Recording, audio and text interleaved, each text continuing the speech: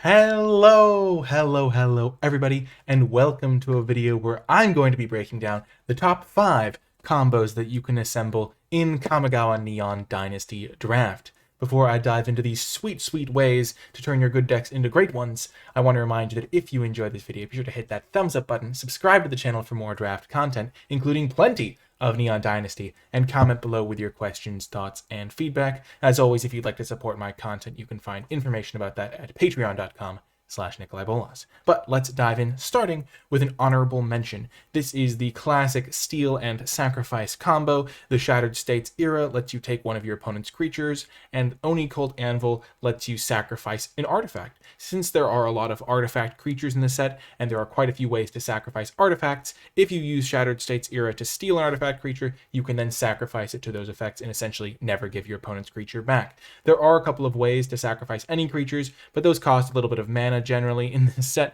and so because Shattered States era already costs 5, I think it's going to be more common to use one of the artifact sacrifice effects for 1 or 0 mana in the case of the Anvil, and just kill your opponent's artifact creatures, but there is some potential to kill your opponent's just normal creatures. It's an honorable mention because we see this sort of combo set in and set out, but it's definitely the sort of one to be aware of because it can help you boost up Shattered States era into a fully fledged removal spell.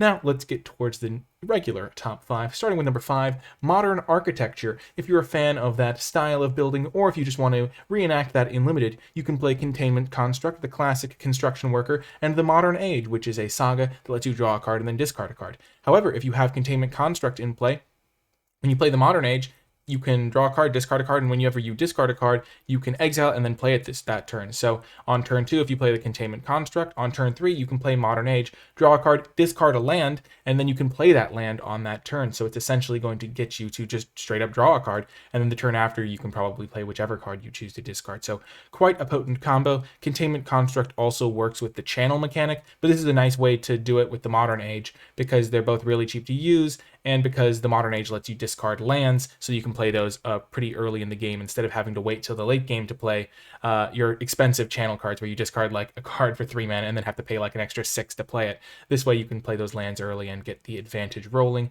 and using your discard saga is a good way to do that.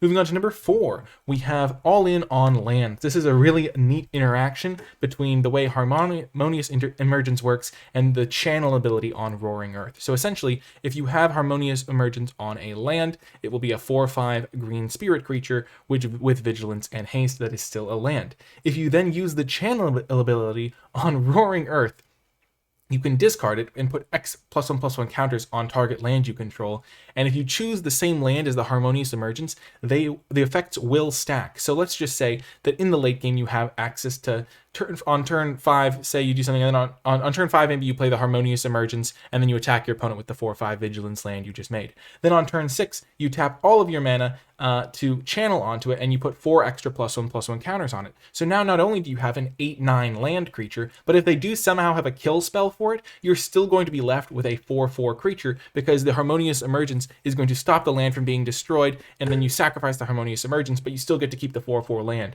So it's kind of a really cool interaction where if you kind of double stack on the lands, as long as they're not like exiling it, you're going to be able to keep a creature around that's generally relatively sizable still. So definitely a cool interaction to be aware of, and one that's a little finicky. If you are going to branch into another color, you can do a similar thing with Crackling Emergence. Another way you could do it is you could have potentially Roaring Earth onto a creature to make a land creature already. So maybe you have like a 5/5 Roaring Earth land, and then if you put like Crackling Emergence onto that land, or the other one we just looked at, the green version, you can then just buff up the stats and kind of give it pseudo like protection from a destroy effect, which is kind of cool. So maybe your opponent blocks a bunch of creatures on it, and then you're still left with a big creature. Next up at number 3 is Reanimator Shenanigans. Okiba Salvage is a 5-mana way to return a creature or vehicle from your graveyard to the battlefield. In this case, we're going to be focusing on creatures, and to get a mana advantage, you may be able to set it up such that you discard a big creature. So in this case, Colossal Sky Turtle is a pretty good one for setting that up, where you discard it a little bit earlier in the game, and then on turn 5, you end up with a 6/5 flying creature with Ward 2. You can also enable this purely in blue with Mirror Shell Crab, where you get a 5/7 with Ward 3, and generally just getting a massive creature a couple turns ahead of schedule is really, really powerful, especially because the difference between 5 mana and 7 mana is often far more than 2 turns, because by that point you start to miss land drops and stuff. Being able to get one of those massive creatures into play is quite nice, and you can just do that if you're playing a black-green deck where you use the green channel cards, or a blue deck, or blue-black deck where you're using the blue parts of those channel cards. So it's a pretty cool effect to be aware of, and it can make Okiba Salvage a card that you're actually relatively happy playing. And then if you do manage to high roll into getting an artifact and an enchantment into play, it can be even more powerful. And which is one of the things that's really cool, is Mirror Shell Crab is an artifact itself, and so if you return that one into play, then that counts as the artifact. So all you have to have is an enchantment, and then you're getting a 7/9 Ward 3 creature on turn 5. So definitely an effect to be aware of. Next up at number 2 is Build a Ronin Workshop. This is I just couldn't help myself. Build a bear, build a Ronin. You know, that's basically the same thing. Everyone wants a cuddly little samurai in their back pocket. And in this case, you kind of get to do so with Kami of Industry and Reinforced Ronin. The way the triggers stack, Reinforced Ronin has an ability that says, at the beginning of your end step, return Reinforced Ronin to its owner's hand. Kami of Industry says, when it enters the battlefield, return target artifact card with mana value 3 or less from your graveyard to the battlefield. It gains haste, sacrifice it at the beginning of the next end step. However, you can line up those triggers such that the Reinforced Ronin will go back to your hand before the sacrifice ability resolves, and then you just get to have the Reinforced Ronin. So that's a really cool ability to be aware of. So if you do have a Reinforced Ronin, you can use that Kami of Industry to get it back if it does trade off in combat or something of that nature. Or maybe you channeled it to discard it and draw a card early on in the game, and you want to get it back now. That's a cool effect to be aware of. Finally, at number 1, what is the best combo that you can assemble in Neon Dynasty Draft? Well, I will tell you.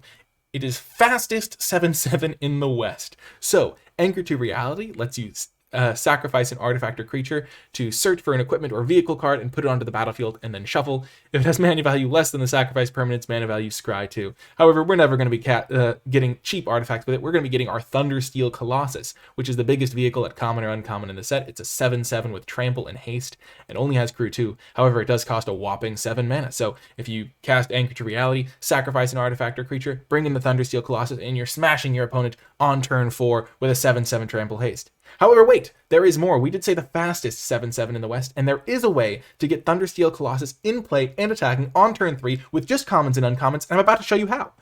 If you play Moonsnare Prototype on turn 1, 2 Iron Apprentices on turn 2, and then Anchor to Reality using the Moonsnare Prototype mana on turn 3, sacrificing one of the Iron Apprentices, putting that counter onto the second Iron Apprentice, boom, you've got your Thundersteel Colossus in play on turn 3, and you are smacking your opponent because the Iron Apprentice will now have a second +1/+1 counter on it, so it can crew the Thundersteel Colossus. Now, there are iterations to this. You can play an Iron Apprentice on turn 1, and then Moonsnare Prototype plus a second Iron Apprentice on turn 2. You can also play other like 1-drops if you wanted to, but I just wanted to make the case with Iron Apprentices because it's really cool, because you can then slot this into any blue deck. You don't even have to be a particular strategy. You can just be a blue deck plus green, blue plus red. You can, if you have the Anchor to Reality, you can then use that and the Moonsnare Prototype, a couple of 1-drop creatures to get your Thundersteel Colossus into play. So it's a really powerful, massive creature to have on turn 3, and definitely something really fun to try and assemble, and certainly a combo that might catch your opponents by surprise. So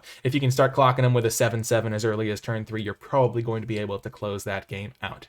Anyway, that is going to do it for this video. Thank you so much for watching. If you did enjoy it, remember to hit that thumbs up button, the like button, to let me know that you enjoyed it. Subscribe for more draft content, including plenty of Neon Dynasty, and click that bell icon to get notified when I post future videos. And comment below with your questions, thoughts, feedback. And if you did make it all the way to the end of the video, leave hashtag Kamigawa Creativity or hashtag and then the name of your favorite combo from this video, or maybe a combo that you found that you really enjoyed that I didn't even mention in this video. If you all are enjoying my content, if you enjoyed this video and you've been enjoying all of my stuff, you can support my work at patreon.com/NicolaiBolas, gain access to my tier list for Neon Dynasty and other cool rewards, while also helping me continue to make all of these videos. You can also find a link to that in the description, and also in the description you can find links to the NicolaiBolas Discord server, NicolaiBolas articles, NicolaiBolas Twitch stream, NicolaiBolas merchandise, all sorts of cool stuff in the description down below if you're interested in more NicolaiBolas, or just find them more videos elsewhere on my channel, all of them geared towards helping you get better at draft. Anyway, that is going to do it for this one. I hope you enjoyed it, and I will talk to you next time.